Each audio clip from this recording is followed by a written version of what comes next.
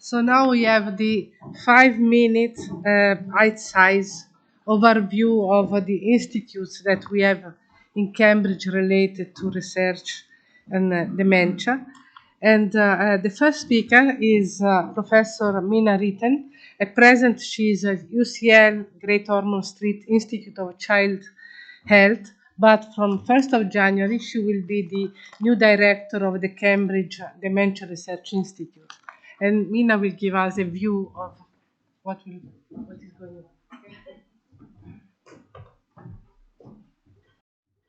So first of all, thanks very much for having me when I don't even hold a job here yet. I don't know whether I should be pleased or worried by the fact that I'm being made to work without being salaried, but still, it's lovely to introduce the UK Dementia Research Institute. And as Maria kindly said, it's 1st of Jan that I actually start. I was just actually going to give a tiny overview of what the mission statement is for the UK Dementia Research Institutes across the UK. So Cambridge's institute is one of a number of them. And the mission statement remains the same across all of them. Essentially, it's catalysing cures for dementia by filling a knowledge gap. And that knowledge gap, as I perceive it, is unravelling the molecular and cellular mechanisms of disease. Essentially, the idea that if you do understand the detail of how a disease is caused, you actually have a chance of treating it in a logical and efficient manner. So why do we want to do that? Well, it's partly because of the scale of the problem. So the MRC is funding this because there are 900,000 people already in the UK with dementia, and there are set to be very many more. What kinds of dementia does this institute cover? Well, actually, it covers a wide remit. So it's not just Alzheimer's. There's, of course, dementia with Lewy bodies, as we've just heard about, Parkinson's disease dementia. There's also vascular dementias, tauopathies of other kinds, Huntington's, frontotemporal dementia, of which C9orf72, which would be one of the key causes. So there's actually a range. And the key remit of these dementia research institutes is to try and drive a molecular understanding through bolstering discovery research, so that is basic research in the field rather than clinical research, enriching collaboration, and the idea of having the multiple centres is that they become more than the sum of the parts, deploying data science, so the institute has a data theme, which is led by Caleb Webber, and translating those findings to people like John, who's going to be speaking later on.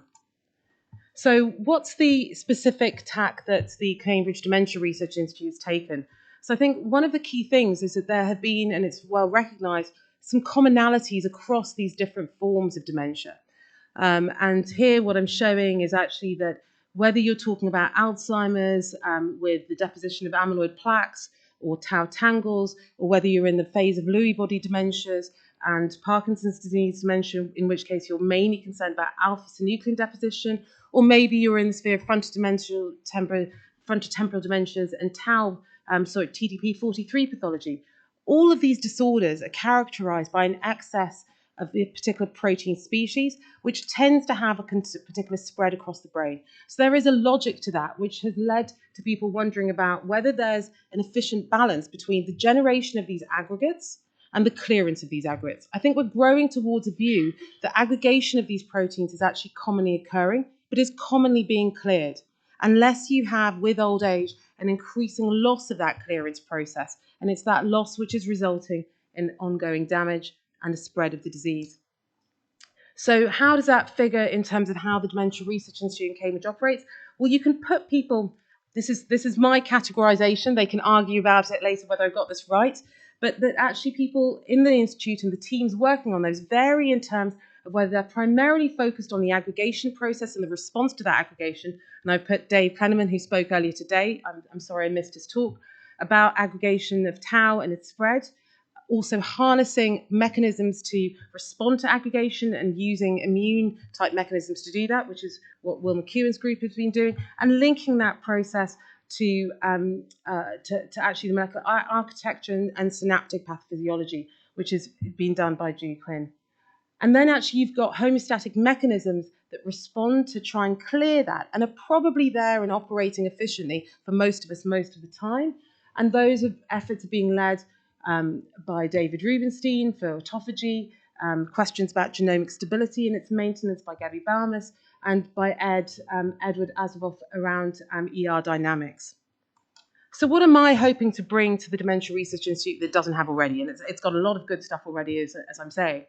I think what I can bring to it as somebody with a clinical genetics background is actually connecting those themes to rare and complex genetics of disease, which are now expanding into thought not just about causation of these disorders and the genes that are key to causation, but about the genes which actually promote progression and are maybe key to treating people at the time that you're actually diagnosing them.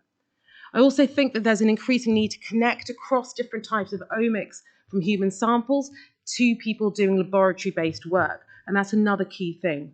Finally, I think I'd like to look at connecting these research areas through new technologies that can cut across type and scale, so things like combining spatial transcriptomics with MRI imaging data.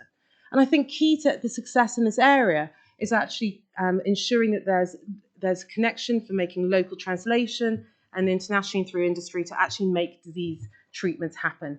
So connecting for cures would be my end. I think I've gone over time, Maria, haven't I?